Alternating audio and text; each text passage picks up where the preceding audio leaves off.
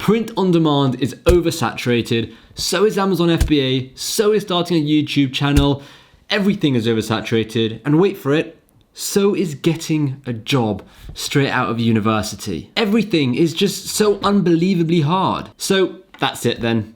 Everything's oversaturated, so let's just not try. Well, no. It makes total sense that everything is oversaturated. There are over 7.8 billion people on the planet, and as well as that, in 2020, due to the pandemic, online businesses just grew crazily. Here are some stats. You have blogs. There are over 600 million blogs and 1.7 billion websites. And in America, over 31 million people post to their blog at least once per month. You then have Amazon FBA. There are over 5 million Amazon FBA sellers. 1.7 million of those have products actually for sale on Amazon. And China's share is 25% with the huge increase of sellers from China and Hong Kong. And with print on demand, the market value is 2 billion. Now, in terms of number of sellers, it's really hard to give a specific number because there are just so many different platforms. But I'll give you an example. Redbubble have over 500,000 sellers, and Etsy have 4.3 million sellers. Now, I know not all of Etsy are print on demand, but quite a few of them are. On top of that, Shopify have over 1 million users or 1 million shops. So when you think of it all, right, there are millions and millions of print on demand sellers, and there are so many different platforms, so these numbers are just a few of them. There are so many people. And it wouldn't surprise me one bit if there are tens of millions of print on demand sellers spread across countless platforms. And then there's YouTube with over 31 million YouTube channels. 300 hours of video is uploaded every single minute. I mean, talk about competition and an oversaturated business. That's just insane. And then you have traditional jobs as well. Leaving university and going to find a job, you're going to be in competition with millions of people also leaving university that same year. Yes, statistically, you will have more chances of getting a job after actually going to university than if you don't go to university at all, but that doesn't hide the fact that even after going to university, getting a job is incredibly hard. It's an oversaturated market and there are so many people competing for the same job. However, that doesn't stop people trying to go and get a job. So everyone is in an oversaturated market. Does this mean you should give up before even trying? Or would you prefer to be the statistical odd one out and join the oversaturated market? Just because the market is oversaturated, it doesn't mean there's not room for you. You are still a unique individual. You have your own ideologies, and this can bolster your chances of success. For example, I started a YouTube tech channel. Even though so many people said, what is the point of starting a YouTube channel now? There are so many, especially in the tech industry. In fact, I could list you hundreds, if not thousands, of successful YouTubers who are in the tech industry. So clearly, there is zero room and 0 point for me to get in on it as well. However, there is always room for more. My tech videos will be unique because they're going to be me, right? And that can't be replicated. And the same thing goes for you. And I just want to say, so far, it's going great. I have 10 videos, 500 subscribers, and one video is over 30,000 views. So I'm pretty happy with that. With print on demand, if you want to stand out, then try something new.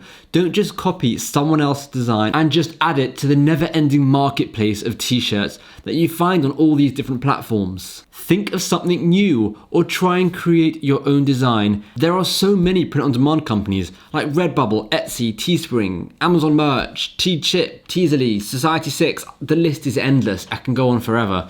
And as well as that, there are millions and millions of sellers. However, the market, the print on demand industry, is still forecasted to grow. So you could ask yourself, everyone who is successful today with print on demand, did they start 20 years ago? No. Some people started last year, some people started last month, some people started last week. And in 10 years' time, it's going to be the exact same thing.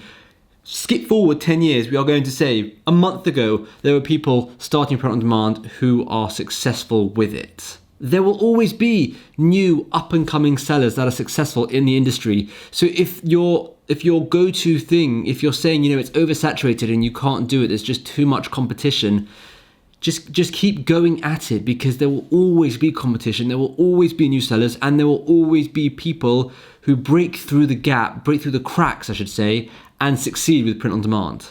I'm reading a really insightful book at the moment. It's called A Brief Guide to the Getting of Money by Felix Dennis, and I want to share some of those thoughts with you. This is the book in question. It's a fantastic book, and it's laid out really nicely, where each chapter is basically just a page long, as you can see. This is just an entire chapter. It's basically 88 interesting thoughts, and I want to share with you one of those thoughts. Number 3, who is most likely to succeed? This is just one small page. It's just this, and I just want to read it to you so you can kind of understand what I'm thinking. Anyone in good health or of reasonable intelligence, provided they utterly commit themselves to the journey, can succeed on the narrow road. The commitment is vital. Its component parts are discussed later in the book. Tunnel vision helps when you're focused on something. Being a bit of a shit helps. A thick skin helps. Stamina is crucial, as is the capacity to work so hard that your best friends mock you, your lovers despair, and your rivals and acquaintances watch furtively from the sidelines, half in awe and half in contempt. Self-confidence helps, but can be simulated or acquired along the way. Tenacity is the absolute requirement. Luck helps, but only if you do not waste time seeking it. The belief that you have a great idea is not worth cuckoo spit. Ideas are 10 a penny when the ability to execute counts for a great deal more. The answer to who is likely to succeed, perhaps then, is this: not those who want to, and not those who need to or those who deserve to, but those who are utterly determined to, whatever the cost to themselves and to those around them. I just thought that was fascinating. The way I took it was, it's quite interesting. Those who continue and persevere and, keep going, and the word he used is tenacity, right? Those who just keep trying, right? They will never ever fail, because all past failures will turn into successes as soon as they succeed, right? It will just be part of the journey. However, those who stop halfway or give up, they have failed, because all of their previous failures have amounted to nothing, right? They've just been failure, failure, failure, and then giving up. Whereas when it's failure, failure, failure, success, all those failures just become part of the journey. Later on in the book, he goes to explain how only 0.000016% of 60 million UK citizens are rich, and less than 1% of the population are even comfortably well off. He explains how if this was a lottery, right? If being rich and successful was a lottery, you would have 16 chances in a million of scraping into the top 1,000 richest people in the UK. But he goes on to explain, after taking many factors and considerations into account, it ends up being 1 in 900 chances of being, rich. And if you're willing to just be comfortably well off, your chances sit at around 1 in 90. 1 in 90, that sounds a lot more achievable than 16 in a million. Now, of course, there's always the argument of what it means to be rich, because everyone has their own definition of rich. Health, happiness, wealth, all of these different things, right? And of course, for this video, for this purpose, we are talking about money, but I do understand that you can have very little money but still be incredibly rich because of many other factors. I personally would say someone who is healthy but poor is far richer than someone who is rich but incredibly unhealthy.